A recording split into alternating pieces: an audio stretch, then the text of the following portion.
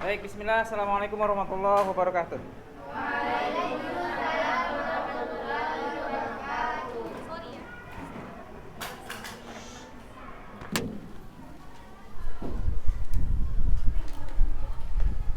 Oke, baik siswi kelas 12.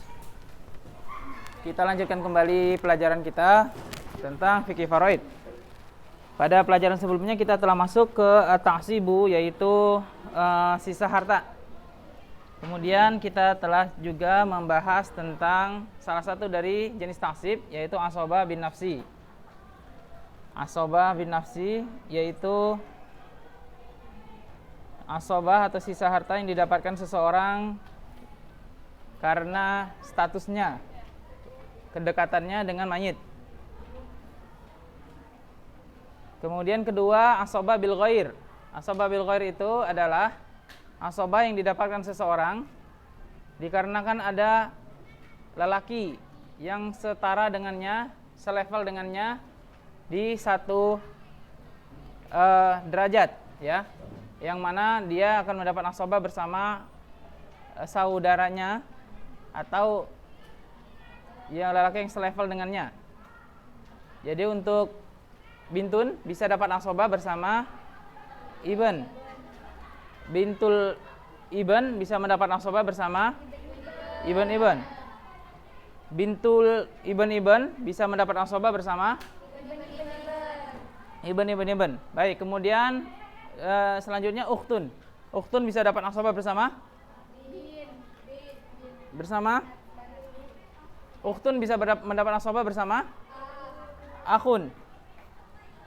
Kemudian siapa lagi yang bisa dapat asobah dari bil ghair? Siapa, akhwat?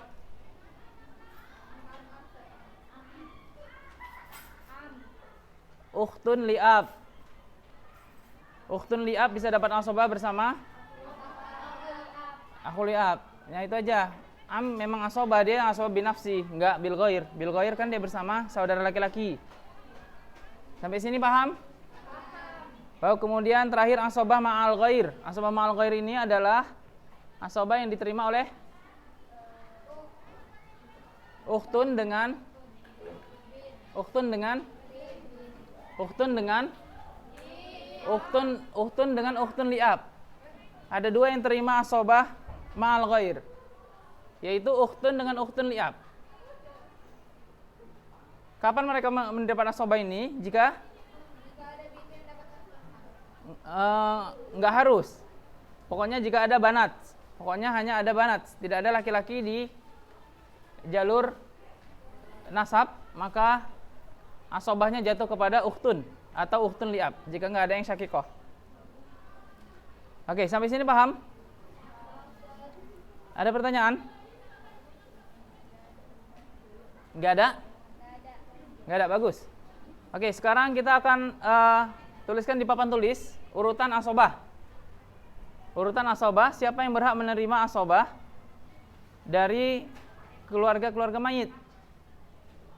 Dari yang terdekat, kemudian yang terjauh.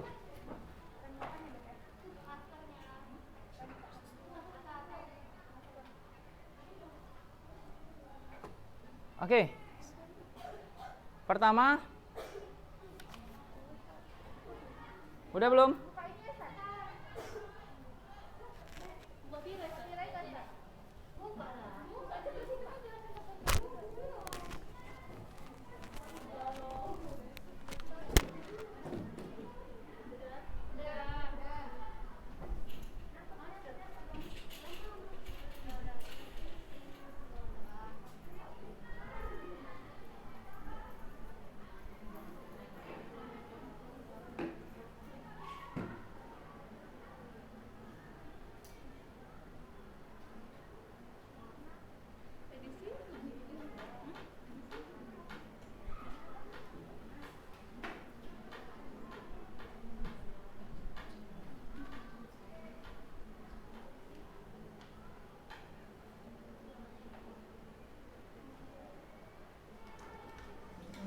Baik, apabila berkumpul sejumlah orang di dalam satu kasus, maka siapakah yang lebih utama mendapatkan asobah?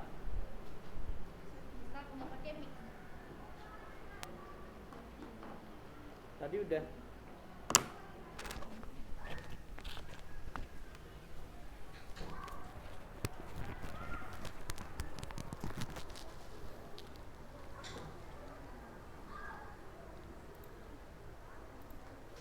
Oke, lanjut.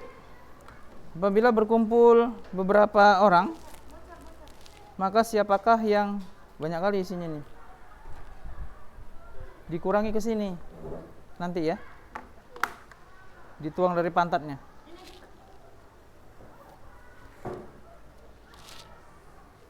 Oke, mulai.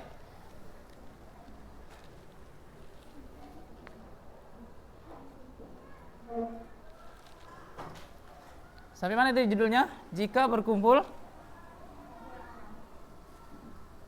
sekumpulan orang. Oke.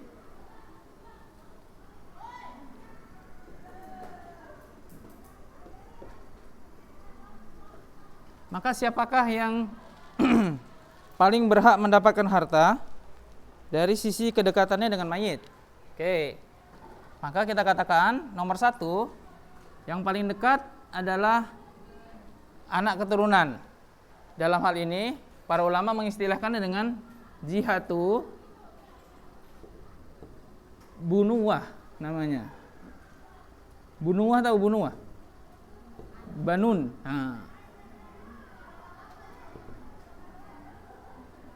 Ada di buku yang itu kalau nggak salah ya. Jihatul bunuwah. Nah, inilah yang paling dekat dengan mayit. Jadi sepanjang masih ada anak, cucu dan keturunannya, maka yang lain tidak dapat. Dimulai dengan pertama ibn. Kemudian siapa? Kalau nggak ada ibn, maka jatuh kepada ibn-ibn. Jika tidak ada, maka seterusnya.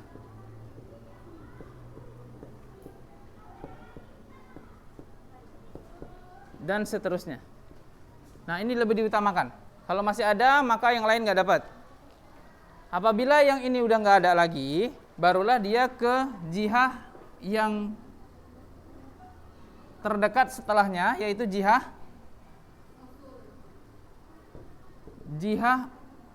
ubuwah namanya. Dari kata abun.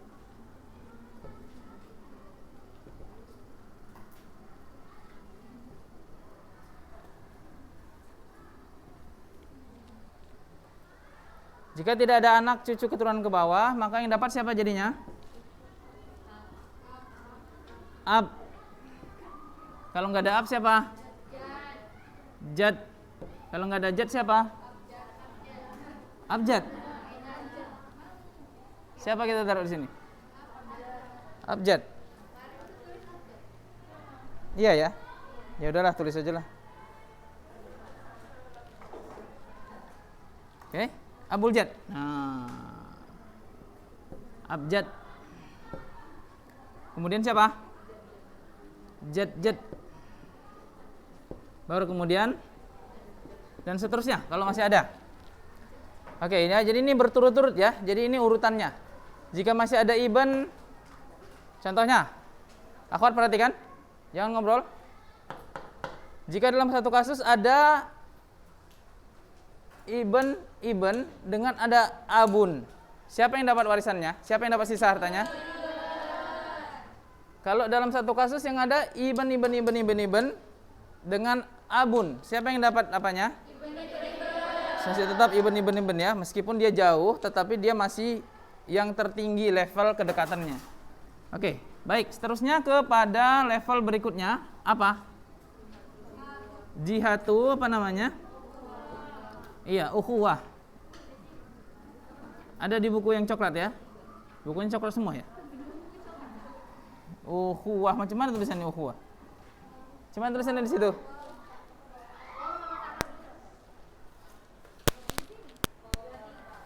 Halaman? Buka. 23.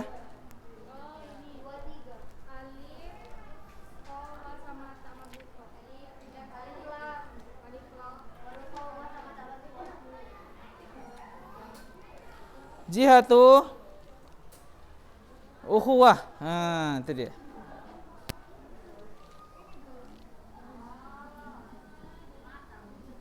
Ukhuwah. Oke. Nah, jika nggak ada jihad bunuwah, abuwah, maka ukhuwah yang lebih dekat dengan mayit.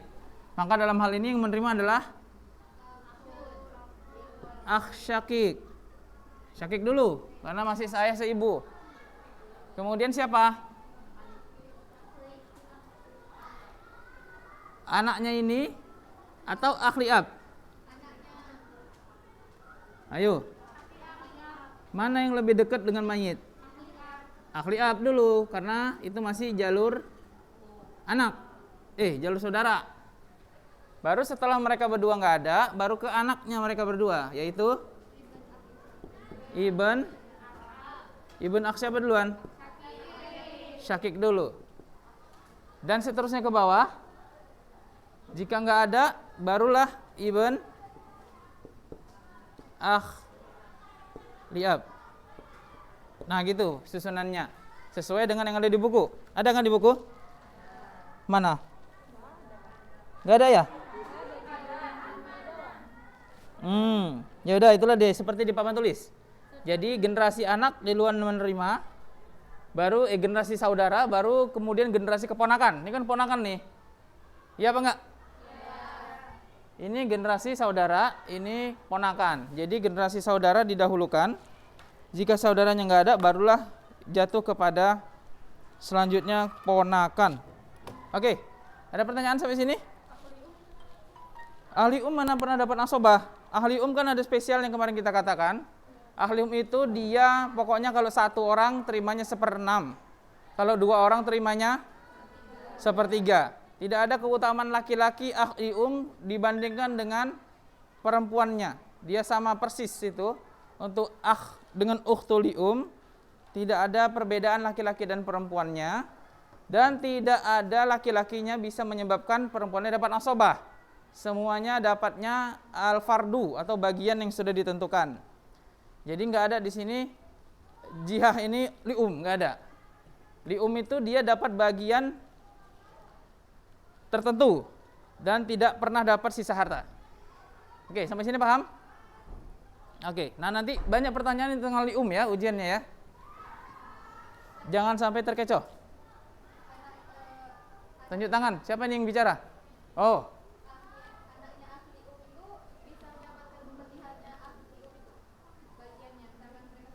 Nggak dapat. Ahli nggak dapat.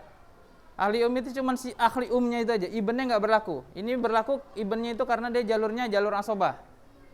Jalur asobah itu jalur nasab keturunan asli dia. Kalau orang bermarga, jalur nasab ini bermarganya sama semua ini. Kecuali marga Padang ya. Kalau Padang kalau nggak salah ikut mama dia, bukan ikut bapak. Nah kalau ikut bapak, ini marganya sama semua ini. Contohnya marganya siapa? Siregar. Ini sisi Siregar semua ini. Ya, di jalur asobah ini sisi Siregar semua ini. Ibnnya ya dia kan Siregar terus udah pakai terus kan. Ke atas dia kan pakai Siregar terus. Ke samping ya karena dia anaknya sini dia kan pakai Siregar terus. Beda kan kan nggak ikut marga ini udah dia. Paham? Nah gitu ya. Nah itu apa namanya? Itu supaya bisa lebih paham. Oke lanjut. Setelah jihah ukhuwah nggak ada, barulah kita ke jihah umumah. Apa itu umumah? Paman, bagus. Ini yang saya terangkan halaman 23 ya. Cuman saya lebih jabarkan lagi. Perhatikan di sini jangan sampai salah. Pertama urutan saudara dulu, baru urutan keponakan. Kalau masih ada urutan akhli ab, maka lebih diulukan akhli ab daripada ibnnya. Kok ada anak SD di sini? Jihatu apa tadi? Umumah. Bikin itu sana. Jihatu umumah. Nah, setelah nggak ada lagi ukhuwah, kalau sisa hartanya nggak ada yang berhak menerimanya dari ketiga urutan ini, maka barulah ada di situ am. Am apa? Am syakik dulu. Memang ada am li'ab. Macam mana ceritanya? Bagus. Pernah kita cerita apa kemarin di bagan ya, baru ada am li'abin. Gitu. Setelah di generasi am nggak ada juga, barulah Mbak masuk ke generasi anak paman itu siapa kita? Baru di sini kita katakan sepupu dapat nggak dapat, kalau yang lain udah nggak ada, baru dia ibn am syakik. Kalau nggak ada am yang syakik, baru sepupu sebapak, ibn am li'ab. Gitu seterusnya. Oke. Sampai sini ada pertanyaan? Umumah ini, akhwat, umumah ini tidak hanya berhenti di kakek nikah lagi atau di jalur kakek. Kan kalau misalnya kakek punya anak laki-laki ibn, maka itu siapanya mayit? Am, ya kan? Kalau jadun punya ibn, maka ibnnya itu adalah amnya mayit. Oke? Kalau itu juga nggak ada, termasuk umumah, perhatikan.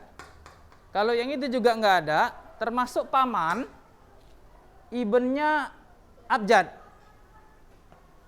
Umpama Abul Jad punya apa? Punya ibn. Abul Jad punya ibn berarti siapa ini? Nah, adiknya atau abangnya si Jad. Itu termasuk paman nya mayit. Ngerti apa enggak?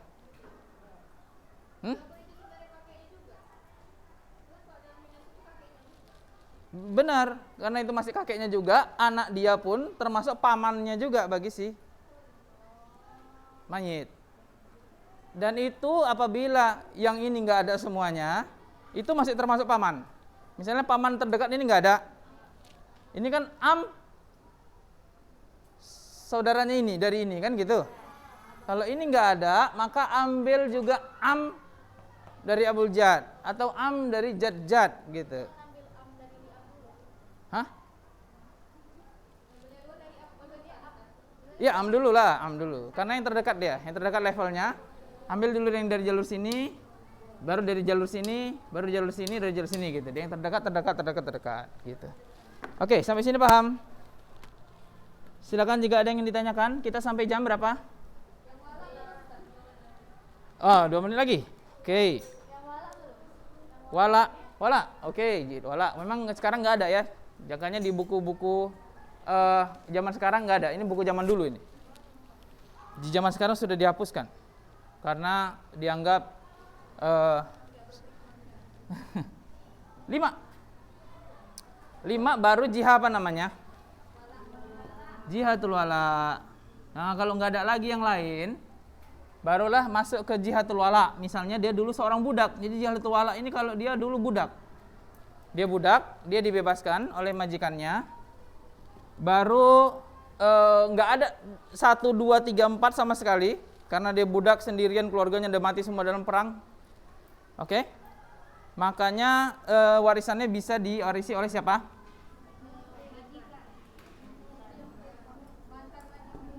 Ya mantan lah, bukan majikan ya. Mu'tik atau mu'tikoh.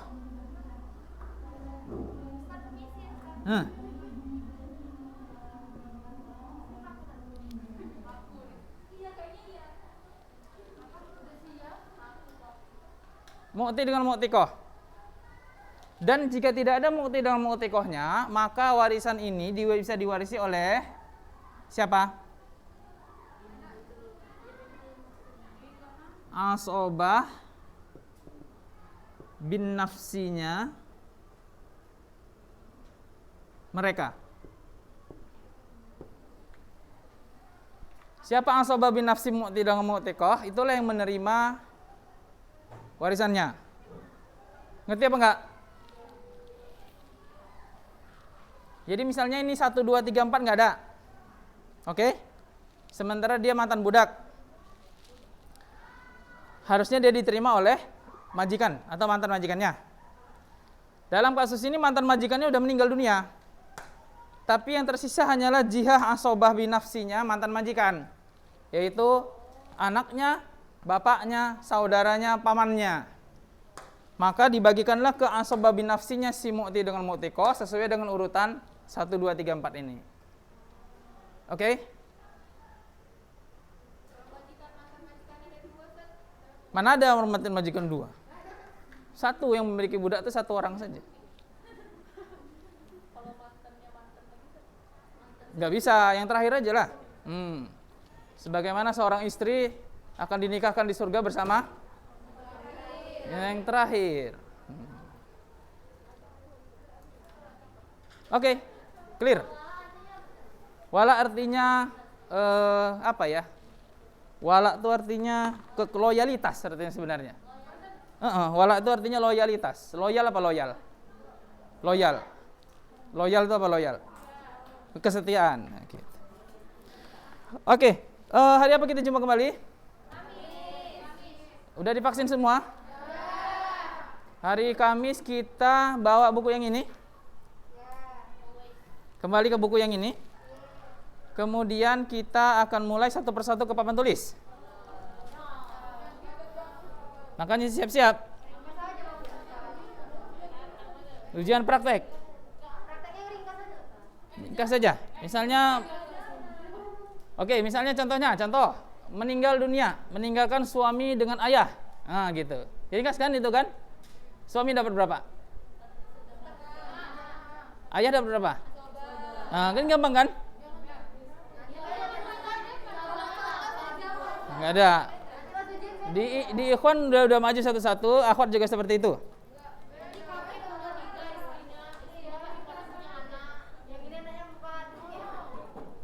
Nanti saya bagikan ringkasan berbahasa Indonesia di grup. Dari situ nanti yang mungkin ketinggalan bisa belajar lagi dan kemudian nanti berdasarkan itu sudah bisa maju ke depan melakukan perhitungan. Semuanya ada di grup kan? Yang nggak ada nanti kabarkan kepada temannya dan saya harapkan itu di print nanti.